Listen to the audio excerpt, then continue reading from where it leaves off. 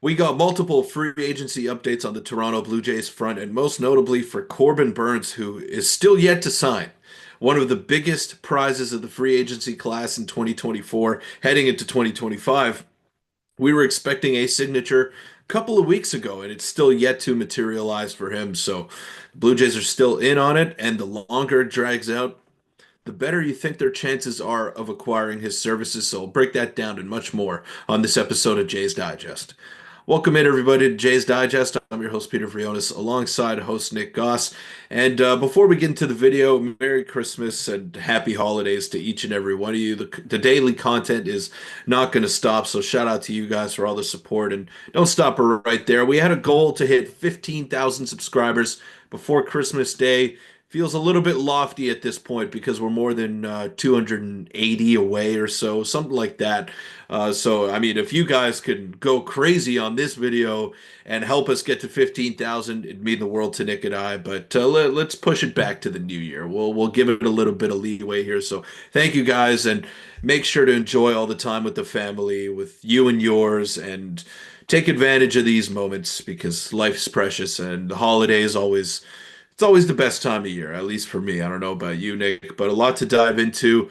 And the one thing we do have to acknowledge that these GMs and president of baseball operations, they are humans as well. They are not robots as we like to portray them as sometimes. But you got to believe that the transactions will at least be put on hold for the next couple of days. At least you'd hope so, right? I mean, these guys are crazy. I wouldn't put it past them to make any transactions in the next couple You of never days. know. But Corbin Burnes, he's the big name that still hasn't signed yet, Nick, and the Blue Jays are still in on him. At least all the signs are pointing to that. Yeah, we had a couple of day before Christmas Eve reports to go over, and let's just start with it. And happy holidays, everybody. But so Jim Bowden came out and said what he's hearing about Corbin Burnes. We also have a couple other things. There's a lot to go over today, but we'll start with this. The most likely landing spots right now for Burnes are the Jays and the Giants, with the Red Sox and Orioles still possibilities. And I think he'll sign with whoever offers the most years and dollars. And the Red Sox GM basically came out and said he's pretty happy with his current rotation. They obviously signed Walker Buehler yesterday, so they're pretty locked down. So it really leaves the Giants and the Jays. And it's good to see that the Jays are still all in on Corbin Burnes. And we're starting to hear some reports about what their offer is as well. And we also have Mark Feinsand, who spoke out yesterday night on the MLB Network, and he basically said Burnes wants the Steven Strasburg deal, which is around $245 million. Giants' offer was well below, unsure if they'll go up. Jays are very interested, but will they go to 7 years on a pitcher is the question of the day here. And you have some people from Giants reporters basically saying that Buster Posey doesn't decide the payroll, it's ownership. There's clearly something that the ownership is holding them down on to go over the $200 million threshold. Boris told me outright when I asked the winter meetings, it's in the owner's hands. So Peter, a lot of stuff coming out here. He wants about $245 million over 7 years. The Jays are in on him. The question is whether or not the Jays will be able to push themselves up to that deal. I mean, if that's what gets Yeah. the deal done, and again, the report came out that he's willing to take whoever offers the most years and dollars, I would just give him the extra money at this point. Not that I'm super, I don't know if it's going to age great, even though I do think he's probably, I mean, he is the best starting pitcher remaining and probably the best in this class, aside from debatably, the upside of Roki Sasaki. But this would be a very good pickup for the Jays. And as you see, the AL East completely revamped, from the Yankees completely revamped, the Red Sox getting way better, all these different teams. The Jays have to do something, and I think this would be the first step. And if they can get it done by offering, 20 or 30 more than their current offer, I would go ahead and do it. Yeah, I would do it too. And the Jays are in a very bad spot as it stands right now because you hit the nail on the head there, Nick. The Red Sox significantly better, and the Yankees and Orioles were already better than the Jays, and they made moves this offseason. I mean, the Orioles acquired Tyler O'Neill, and you had the Yankees who lost Juan Soto, but I think they got better as an overall team. Their rotation got better, their bullpen got better with the addition of Devin Williams, and they're signing Paul Goldschmidt, who had a really good second half last year. It's not going to replace the offensive production of Juan Soto, but these teams are all making significant strides this offseason. And I can't say that the Blue Jays are even marginally better than they were a season ago. Sure, they got Andres Jimenez, and I think he's a better player than Spencer Horwitz. Yeah, in theory, they have Bo Bichette back and healthy, but will he be able to stay healthy? That's a question mark in itself. So this doesn't solve all of the Blue Jays' problems, but you're looking at the other teams, they have holes. They filled those holes already, but then they're adding surplus on top of that. The Red Sox didn't need two starters, but they traded for Garrett Crochet and they signed Walker Buehler as an insurance policy in a sense. They're just getting significantly better. The Yankees, too, I think they're so much better. So as it stands right now, uh, the Jays are the fourth best team in the division.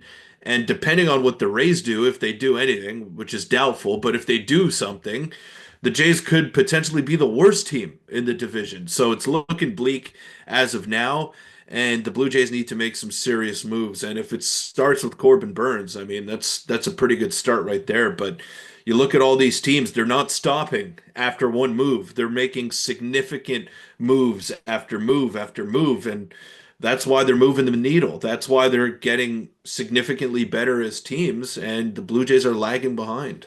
Yeah, it's a little bit concerning, though. Luckily, it's not we're at the point last year where there were no free agents left. There are still a lot left. Corbin Burnes, Teoscar Hernandez, Anthony Santander. There's still a lot of guys left, but to think and to have trust in the Jays to even Alex Bregman is left as well. And teams that were going to go for a lot of these guys are starting to fall off the board a little bit here, whether that's the Red Sox with Corbin Burnes, whether that's the Astros, they're reportedly out on Alex Bregman. Things are falling into place. I'm not saying I love an Alex Bregman contract, but things are falling into place for the Jays to actually make a splash here. And we have some, other rumors and reports circling around. Take this with, I'm going to say it. It's the holiday season. Take it with a grain of salt. But the Blue Jays seem to be throwing around some cash or someone to take this winter. Rumors of a massive offer to Burnes in the mid 200s, 7 years, making impactful push for Teoscar. Also say they're trying to get Ryan Helsley and Steven Matz, which would be pretty hilarious. That's from a Cardinals insider. It's interesting because whether or not they get Corbin Burnes, I don't think that's the be all end all. I think it's really a matter of, Peter, you've been talking about Sean Manaea. He is now off the board as well. He is with the New York Big Mets on contract a too. 3-year, $75 million deal, $25 million AAV. So if they don't get Burnes, the options are, Nick Pivetta is still available. We've heard the Jays are linked to them, or to him, sorry.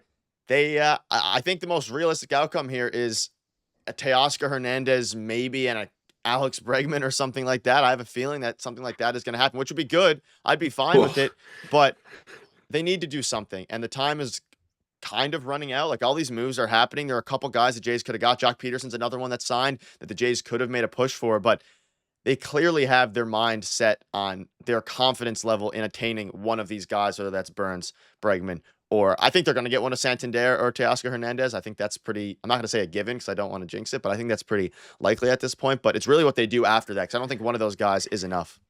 That's wishful thinking, Nick, the way Yeah. that the last couple of off seasons have gone, and I hope you're right. I truly hope that you're right, but I find it hard to envision a scenario where they just spend a boatload of money, and that would be the largest contract in the history, in the Blue Jays history, if they were to give that out to Corbin Burnes.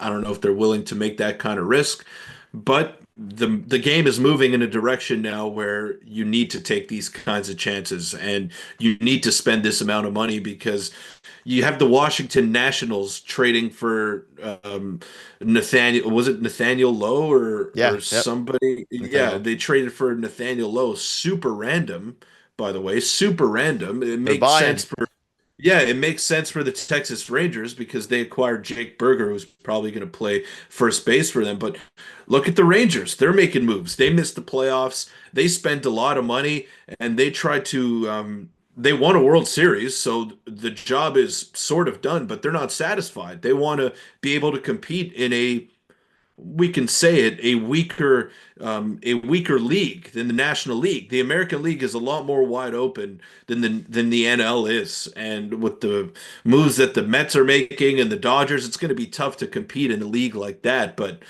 you don't have to go through those guys unless you make it to the World Series. And the way that the last decade or so has gone, I'd be thrilled with a World Series appearance, even if you go there and lose. Give me a playoff win. I'll start with that, and then we Yeah, can we'll go start with that. go further. But Yeah. that'll wrap it up. Let us know what your thoughts are. I have a suspicion the Jays are going to make a move here soon. Maybe it's today on Christmas Eve, but either way, hopefully Ross Atkins can make us a little bit happier. But at the very least, hope you guys have a great holiday. We'll have a video for you guys tomorrow either way, but make sure to tune into that. But thank you guys for watching. And make sure to hit the subscribe button. See you later.